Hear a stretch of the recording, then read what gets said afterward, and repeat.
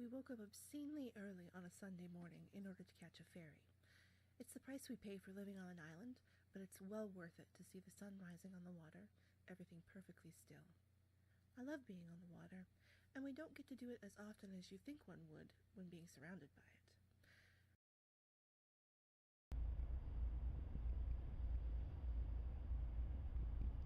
After 90 minutes on the Coho, we arrived in Port Angeles on the Olympic Peninsula. Highway 101 wraps itself around the peninsula and is dotted with small towns and blink-and-you'll-miss-it villages, and unusual names like Quilcene, Dos Wallops, Lillooet, and Hamahama. And of course plenty of wilderness in the form of Olympic National Forest and Park.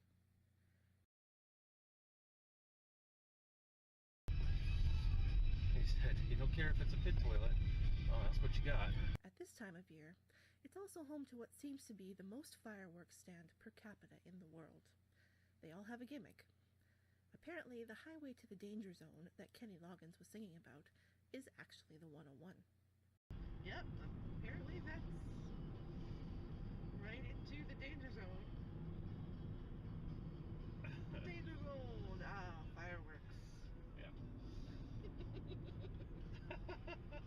It's a small little stand, and I guess they have to have some panache.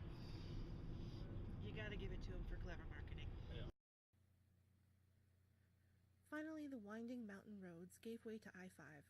Mount St. Helens looming in the distance, weird roadside attractions piquing curiosity, and the pleasure of knowing we were not on the northbound side of the road after a very messy-looking 18-wheeler accident stalled traffic for miles.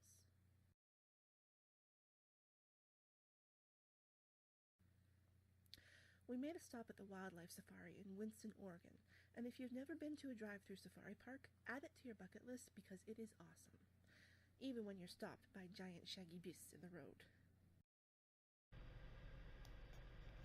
Oh, what the hell? So, we're not supposed to go around them, and I can't get any closer, so might be here a while.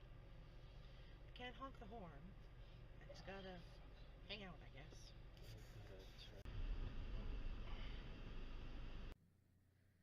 There were some chill rhinos and a sauntering giraffe, and lots of other awesome animals, some of which were more forward than others. That generally people who are good at this have food, but guess what? I got no foods for yous. Okay, now go away. We quickly went through the non-safari exhibits and were sure to hide our heinies before getting back on the road. The next day saw us in Northern California. We were taunted by a coffee truck, and I was surprised at the arid landscape, which shattered my image of North Cali being nothing but redwood forests.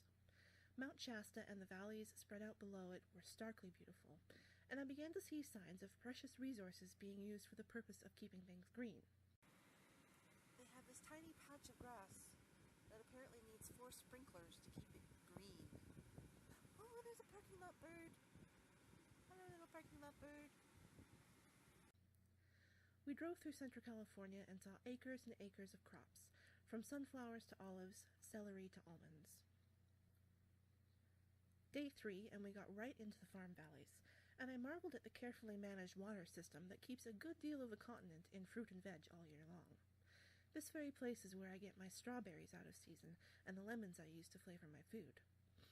I saw beauty in everything, from the brown, grassy, and may I say the definition of undulating hills, topped with giant electrical towers, to the gigantic pipes engineered to provide precious water to the residents of LA.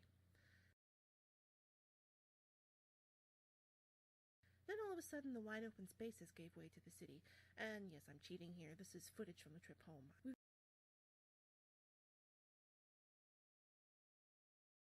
We visited the LA Farmers Market, which was very much like markets I've spent time exploring in other cities, both being fun for tourists and practical for locals.